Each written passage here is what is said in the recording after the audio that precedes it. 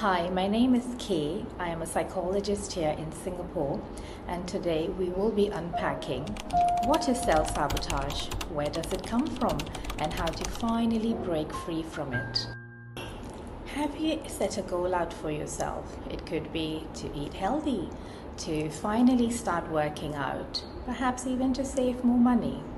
But somehow you don't get around to doing it. You either talk yourself out of it, you overthink, or you procrastinate.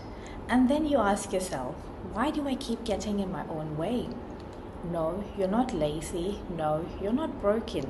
What you might be dealing with is self-sabotage. So what is self-sabotage? Self-sabotage is when your actions, either consciously or unconsciously, block your own success or well-being. So it could look like procrastinating when deadlines really matter, starting fights in healthy relationships, avoiding opportunities that you're really excited about, overeating, binge watching, just to numb out.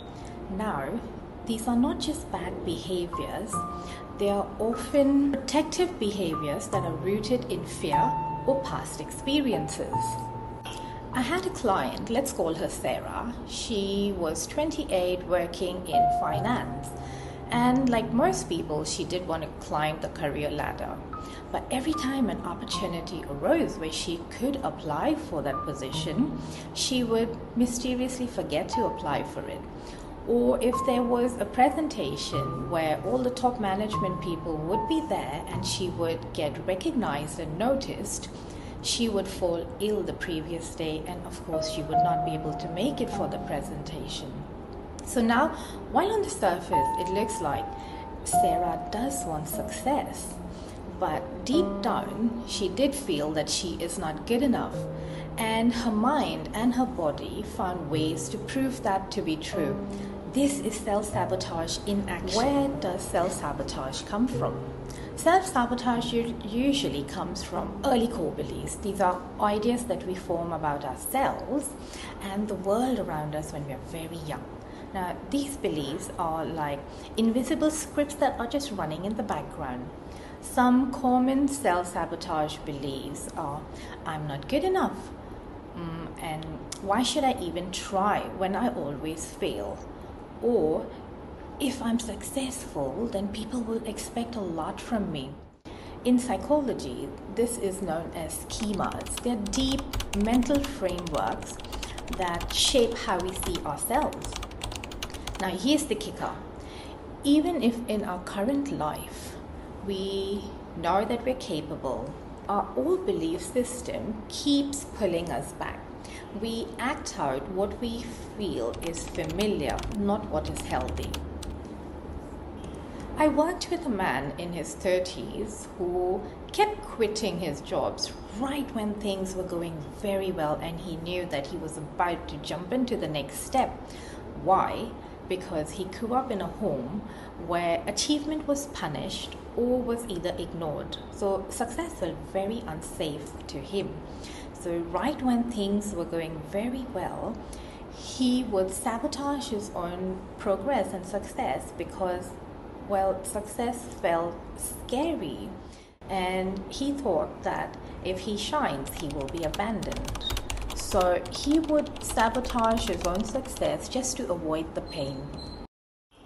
Now, how to stop self-sabotage? So how do we break the cycle? There are 3 steps that I follow with my clients. The first step is name the pattern. Now, awareness is key here. Ask yourself, what goal or habit do I keep blocking, and what do I feel right before it? Start tracking it for a few days and you may notice a few emotions. So is that emotion shame? Is it guilt? Is it fear? Then you challenge the belief. So you ask yourself, once I notice this pattern, what is the belief behind it? What is driving it? Is this something which is mine? So is this my belief, or have I inherited this belief? Who told me that this was true? And then take one tiny brave action. Self-sabotage thrives in inaction. So just take one small doable step. Yes, would it feel uncomfortable? Yes, in all probability it might. But we need to take one small doable step to reach our goal. And there are 2 tools that I recommend to my clients. The first is if I succeed exercise. So I ask them to write, if I succeed, then, and let their unconscious fears arise, and then we tackle each one of them with compassion. And the second one is a letter from your future self. So your future self needs to write you a letter right now. That future self that did not self-sabotage and went ahead in all their power to reach the goals that they wanted. So how did they talk to themselves? What did they say to themselves? What did they do? Now let's bring this to life with an example. So I had a client let's call her Sarah. She was a mother of 2 and she had taken a career break to focus on her family. Now she was exploring joining the workforce back again, but every time she decided to apply for a job, so she had everything ready. She had all of the job openings that she wanted to apply to. She had rewritten her CV a couple of times to make it look really nice. And every time she was about to apply, she would realize, the desk needs organizing, and she would go and she would start doing that. Or the pantry is not looking really good, and she would go and start reorganizing that. So every time she was trying to apply, she would just freeze and she would start cleaning up, and she would tell herself, you know what, I will apply when things are a little calmer, when things get a little better. And weeks had gone by and she had still not applied. So the first step that we took was to name the pattern. So Sarah realized that every time she was about to apply for a job, she would freeze and she would feel this huge wave of anxiety take over her, and she would have thoughts like, I am not good enough, I have lost my edge, or people will see this gap in my career and think that I don't have it in me anymore. And her underlying feelings were of shame, some guilt as well, and she also felt a very strong fear of rejection. Step 2 would be to challenge the belief. So when we explored this further, we realized that she didn't believe that she wasn't ready. She felt that she wasn't valuable anymore. And where did this belief come from? So Sarah grew up in a household where high achievement was the only acceptable behavior in that house. So her self-worth was always tied with her performance.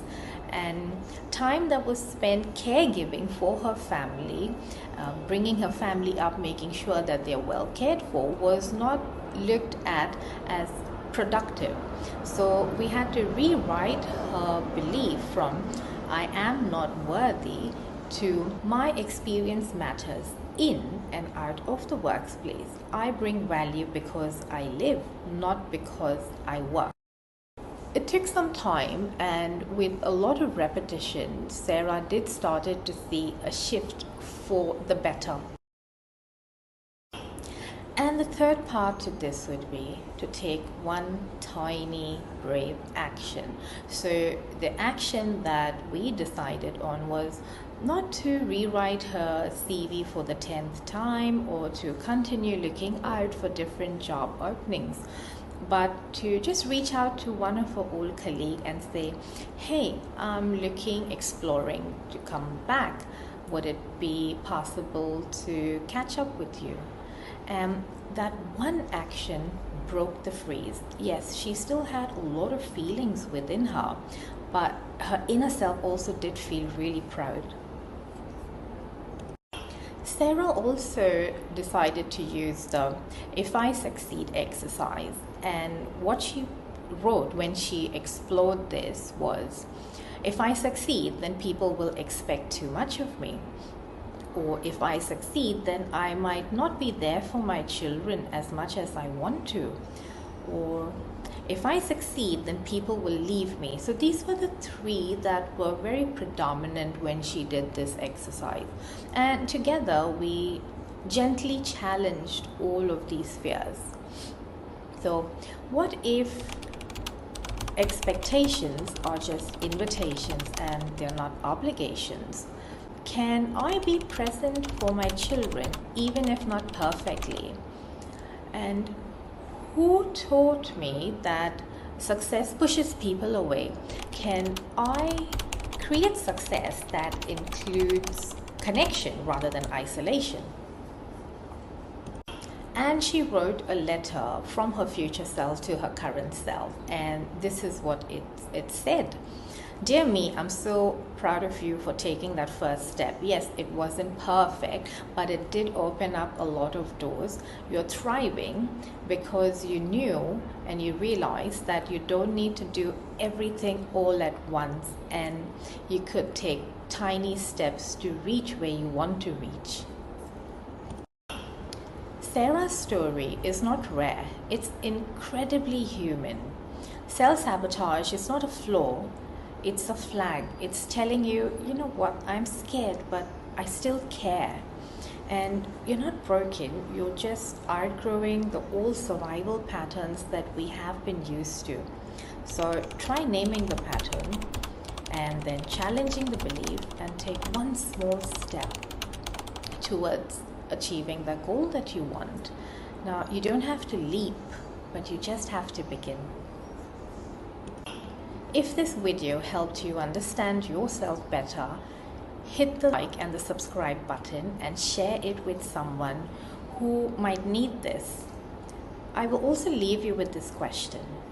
What's one way that you have self-sabotaged, and what would you like to do differently now?